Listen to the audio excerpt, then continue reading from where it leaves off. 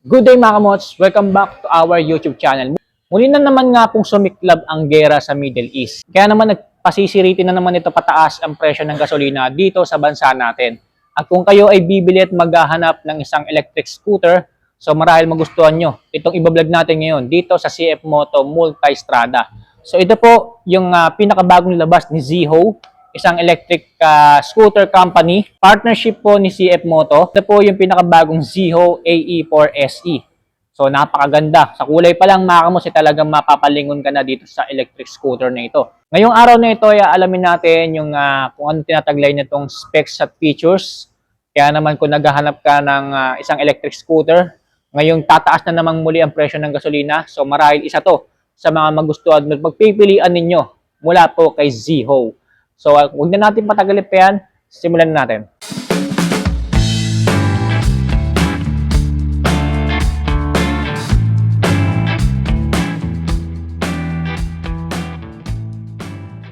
So, ito po yung pinakabagong labas na electric scooter po mula po kay Ziho. Wow! Ziho po mamos is a partnership company po ni CF Moto. Kaya naman yung mga electric scooter nila dito, si CF Moto Multistrada ang nagdi-distribute kasi sila po ang official distributor ng Ziho electric scooter dito sa Pilipinas.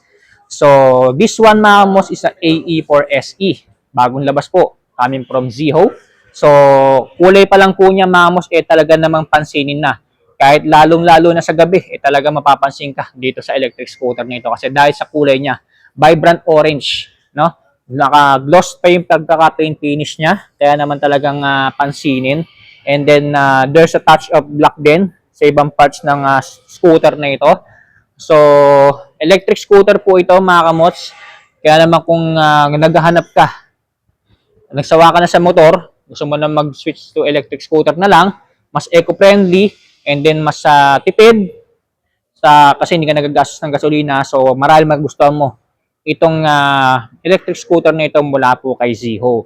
So, meron tayo ditong black na design na parang hindi ko alam kung visor to. Tapos dito sa baba nakalagay dito mismong logo ni Ziho. Ayan.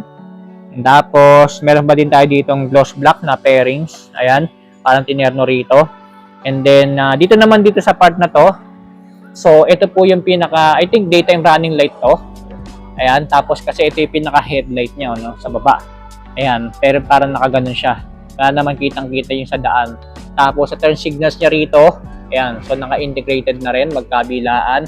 Parang kahawig nito, makamos yung huling binlog natin dito, yung Moto 150 SC. Parang halos hawig sila ng itsura. Pa-V-shape din yung ano nito, yung daytime running light nito. Ayan, tapos dito, ay parang ganun, may parang winglet pa rin tayo dito sa part na to. Ayan.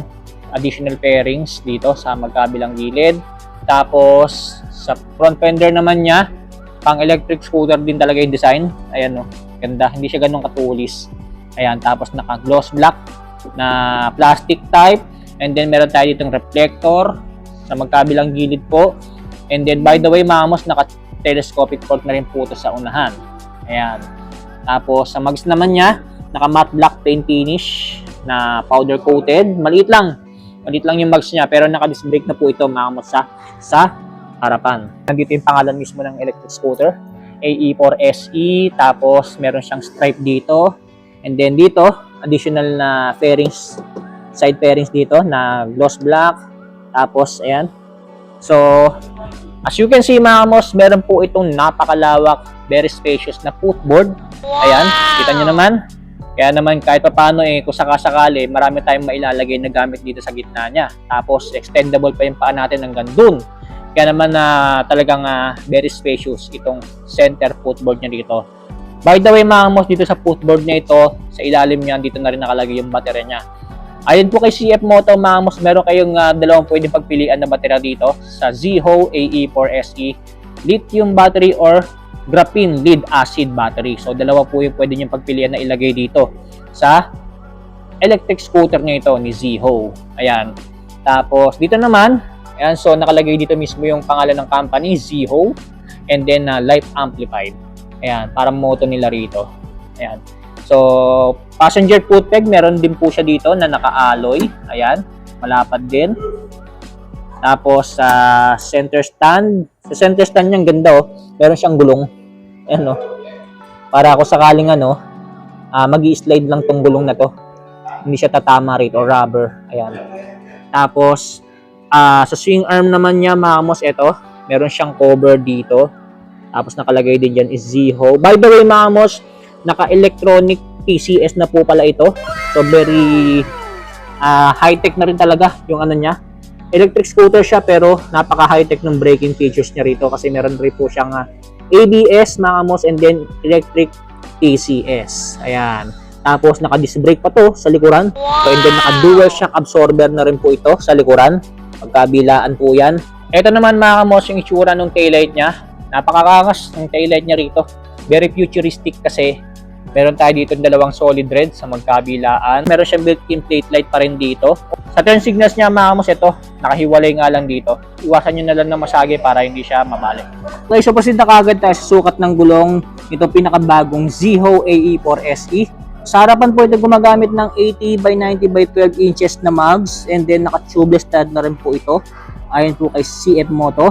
Pagdating naman po sa likuran, mga kamos, ito po gumagamit ng 100 by 80 by 12 inches din po. Dito naman tayo sa upuan niya. Hindi naman siya ganun kahabaan yung pagdating sa upuan niya. Pero malapad siya, no? Ayan, malapad sa driver, malapad sa passenger. And then, meron siya ditong grab bar na naka-alloy din, mga kamos, na naka-matte black, plain finish. Ang nakakagulat pa dito sa electric scooter na ito, mga kamos, is nandito nga po yung baterya niya sa footboard. So, hindi na kompromiso yung underseat niya rito. Kung makikita nyo, napakalawak at napakalalim ng underseat niya rito, compartment. Nakasya po, mga kamos, ang isang full face helmet. Then marami pa rin kayo mailalagay na gamit sa ibabaw. So bago ko pala makalimutan, mga kamots, dito pala sa ilalim ng upuan niya, sa may bandang part na to. So dito po sinasaksak yung cord kung sakaling i-charge natin yung baterya nitong electric scooter na ito. So napakaganda, mga kamos, at least hindi na natin pa kailangan pang i-dismantle yung baterya nito, no? So diretso saksak na lang kaagad tayo dito sa output niya. Ayan, diretso charge na rin kaagad ng battery. Okay, so meron siyang dalawang side pocket dito, yung isa medyo malawak. Kasya dalawang cellphone. Ayan, bottled water, kasya din naman, motorcycle gloves. Dito, kasya din cellphone dito, mga barya-barya, motorcycle gloves. Pwede. And then sa gitna niyan, meron siya ditong hook. Ayan, na natitiklop. Plastic hook, mga kamos, na kung sakaling mamimili kayo, meron pa kayong paglasasabitan dito. Ayan, natatabi siya. Ganda.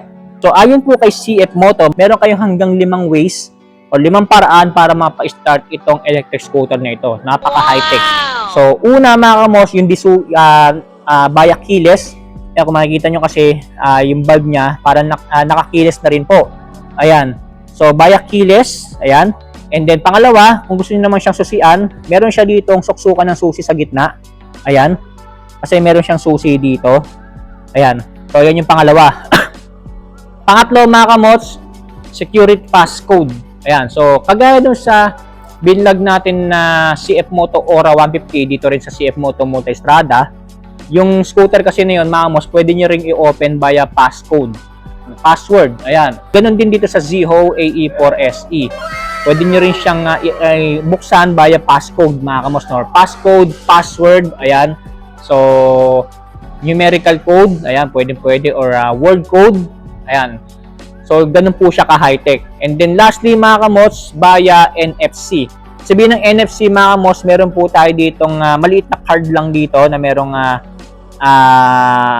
QR code. So, itatap niya lang yan dito sa instrument panel niya, mga kamos, and then mag-activate na itong electric scooter na ito. Ang mga button niya, so basically, meron tayo ditong high beam, low beam, tapos meron pa siyang built-in passing light dito. Nandito na rin yung passing light niya. And then, turn signals left and right, busina. Tapos, may built-in hazard na rin. Tapos, ito, kung gusto natin nakapatay yung ilaw, ayan. Tapos, electric push starter na color green yung pinaka-mismong switch. Sa hand grip naman niya, makapit din. Tapos, may bar end din tayo dito na alloy. Tapos, naka-matte black. Sa mga brake levers naman yan, naka-matte black, paint finish din, magkabilaan po. Hindi ko mapapakita sa inyo personally yung instrument panel na to kasi hindi pa siya naka-activate. Pero ito, pakita ko na lang sa inyo mga yung sample display na nakita ko sa internet. Para lang may idea kayo kung ano itsura nitong instrument panel niya rito. Yan po yung looks and appearance mga boss, itong pinakabagong labas na electric scooter po mula po kay Ziho, the Ziho AE4 SE. Share ko pa rin sa inyo mga boss, motor specs or battery specs nitong pinakabagong electric scooter na ito mula po kay Ziho electric scooter. This is the all-new CF Moto Ziho AE4 SE. Isang bagong electric scooter nga po na mabibili natin ngayong 2026. First, pag-usapan muna natin yung kanyang motor specs. Ito po ay merong motor type na electric hub motor na merong rated power na 1.6 kW at peak power na 3 kW.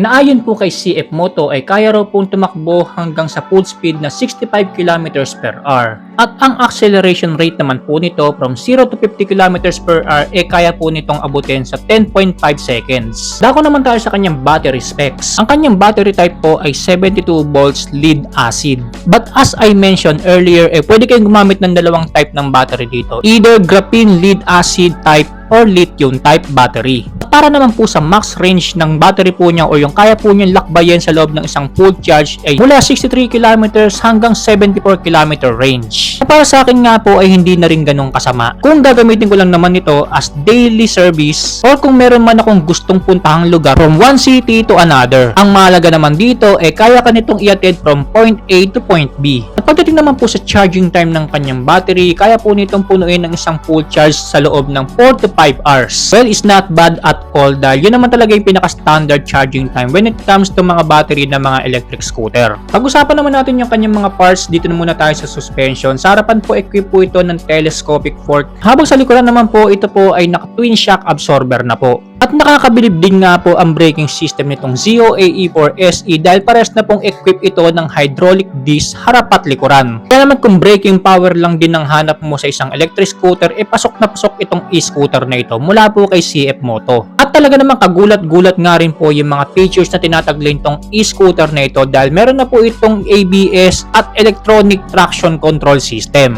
Mga safety braking features na bibihira mo nga lang po makita sa isang ordinaryong electric scooter. At para naman po sa kanyang iba pang mga features, as you can see, naka-LED na rin po lahat ng mga ilaw nito mula po mga ilaw sa harapan hanggang mga ilaw pagdating po sa likuran. At dahil LED na nga po lahat ng mga ilaw nito, expect natin na hindi ito gaano magkukonsumo ng baterya. Kumbaga, less power consumption pero hindi naman nakompromiso yung magiging buga ng mga ilaw nito. Naka-full LCD display na nga rin po ang panel nito at meron din pong napakalawak at very spacious na footboard. Na kung marami kang dalang mga gamit, pwede mong ilagay sa gitna nito. At dahil nga po sa ilalim na ng footboard nakalagay ang baterya nito, hindi rin nakompromiso yung underseat compartment nito. Kaya naman kung makikita nyo, meron po itong napakalawak at very spacious din na underseat compartment. Nagaya nga po na sinabi ko kanina, kasya po ang isang full face helmet kahit gaano pa kalaki yung shell niyan. At bukod pa doon, maaari pa tayong maglagay ng iba pang mga gamit sa ibabaw nito. Kaya naman kung reliable at very convenient na e-scooter nga po ang hanap mo, hindi rin pahuhuli itong AE4 SE ni Ziho. Other features pa nito meron na rin po itong phone connectivity via Bluetooth. Na ayon po kay CF Moto pwede na rin nating ma-monitor from time to time through our cellphones yung mga details nitong electric scooter na ito. Tulad halimbawa nung sa baterya niya at kung may mga problema itong electric scooter na ito. At pagdating naman po sa kanyang ignition, ito po ay naka-keyless na. Pero ang nakakagulat dito sa electric scooter na ito, meron kang 5 paraan na pagpipilian para pagganahin or buksan itong e-scooter na ito. Una nga po ay via keyless,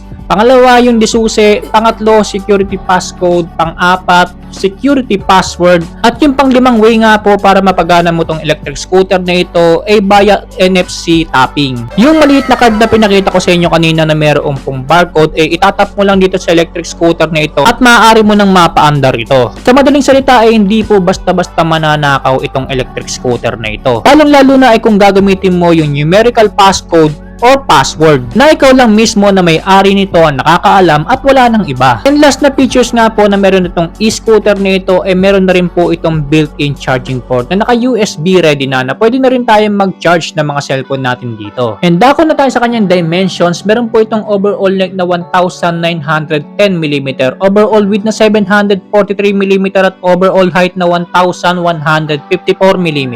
Habang ang kanyang seat height naman po ay 760mm at At yung kanyang ground clearance naman ay 130mm.